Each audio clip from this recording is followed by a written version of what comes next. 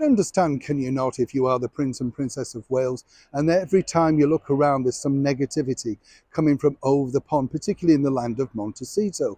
No two ways about it. But now, will this be a particular lie that Meghan Markle is more than happy to see escalate? As ever, let me explain. Good morning, how are you? Nice to see you today. And as ever, thank you so much for joining me. Nice to have your company. As ever, also thank you for getting involved with all of the videos that we've recently put up there, or should I say I've recently put up there. A lot of people say, oh, you know, Neil, you talk about Harry and Meghan a lot.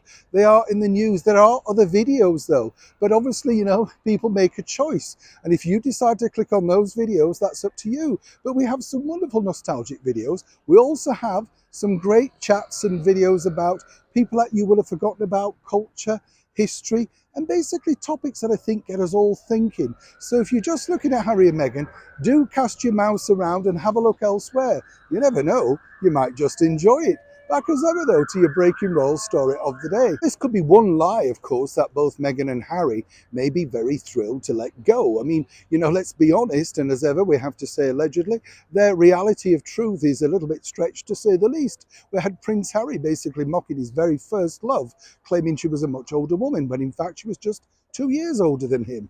And then, of course, we had Meghan revealing on the Oprah Winfrey Show that she had a secret wedding. Yes, including the Archbishop of Canterbury. Didn't care who she threw under the bus, as the kids say, did she? Just battled on. But now, of course, we've got yet another sensational alleged royal book coming out, which is apparently going to be attacking the Prince and Princess of Wales and, of course, other senior members of the British monarchy.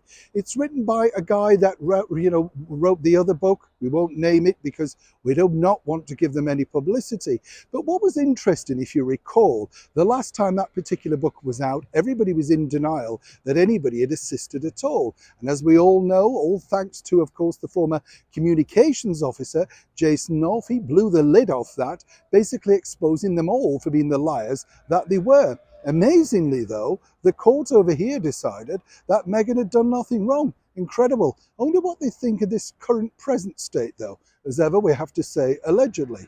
But what's interesting now is the publishers are really struggling for this latest tome. You see, there's not much of an appetite for that. I think, in fairness, someone like Tom Bower, who is a very much more respected journalist and former BBC reporter, his book Revenge really, you know, when you consider it, almost had the tops. You see, the bottom line was Harry and Meghan's team threatened legalities, but nothing has come forward. They say they do not want to give it the exposure to make it sell anymore. Other people might suggest perhaps it would be very difficult to reverse the effects of said book.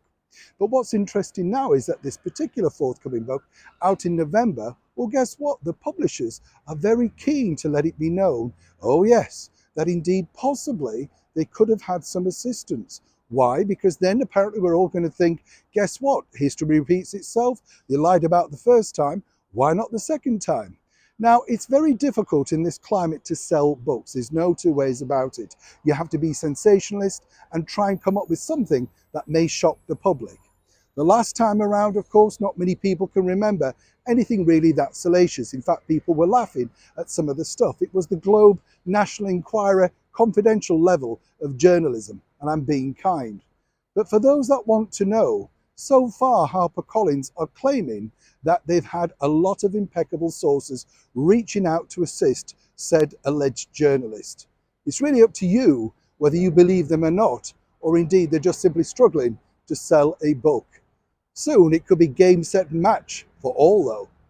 Neil Sean in the very heart of London.